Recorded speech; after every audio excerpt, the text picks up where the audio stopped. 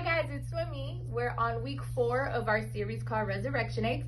On week 1, we learned about Jesus' humble entrance into Jerusalem on a donkey.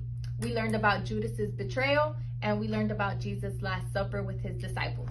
On week 2, we learned about the praying hands representing Jesus' prayer in the Garden of Gethsemane. The rooster, which represented when Peter denied Jesus not once, not twice, but 3 times. And the whip, which represented the whipping he took and endured on his way to the cross. On week number 3, we learned about the spear, the cross, and the crown of thorns, which represented his beaten and his brutal death on the cross. So, spoiler alert, remember last week we talked about how Jesus died and was crucified on the cross? Well, he's not dead. That's right.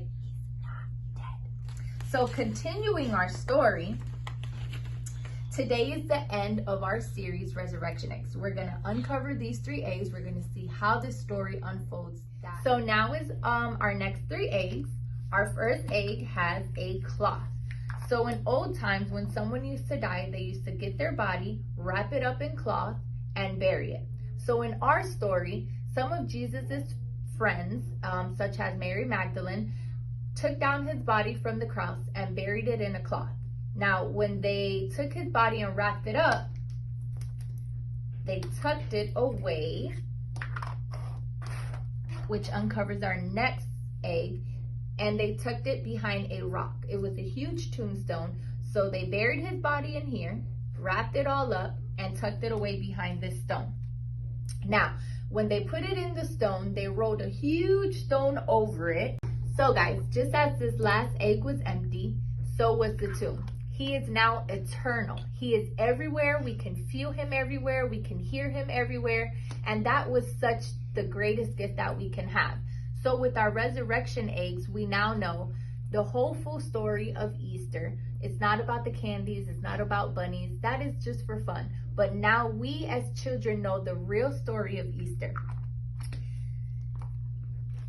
All right, kids, so I have a little project for you, and I want to see you physically do it. I'm going to ask your parents to send me pictures, send me videos. What I want you guys to do is, I know you have eggs around your house from before. If you don't have eggs, they have them at Dollar Tree. What I want you guys to do is get an egg, and what you're going to put inside this egg is something that is meaningful to you. So we know that Jesus died on the cross for our sins, for us, so that we can have him as a gift on a day-to-day basis. So what I want you to put inside these eggs is something meaningful to you. Why Jesus died on that cross for you as a kid. Some examples that I can put is, Jesus died on the cross so that I can have a family. Jesus died on the cross so that I can be your teacher, because I love to be your teacher. So that's one thing that I thank God for dying on the cross for, was because it led me to you. So I want to see it. I'm going to drop the link below. Okay, so there's also coloring sheets that you guys can use if you don't have a physical egg to put something in. There's also going to be a link in the bottom that you can draw a picture of something that Jesus died for you for on Easter, okay? Easter's coming up, guys. I want you to do it. Send me pictures, send me videos so that I can post my sweet little kids. Love you guys, and I miss you so, so much. Stay safe. Love you.